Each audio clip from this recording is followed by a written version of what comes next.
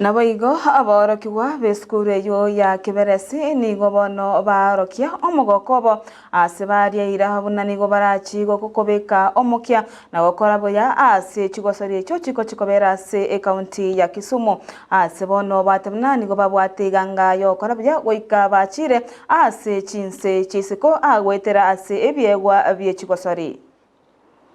Majina ni Peters Machoka.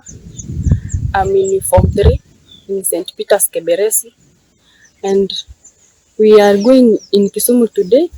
We have already prepared well to compete with other regionals, as my aim is to go there to represent Keberesi and Nyanza region, to participate well, and we take position 1 and 2 as we have done as we start at the divisions, sub-counties.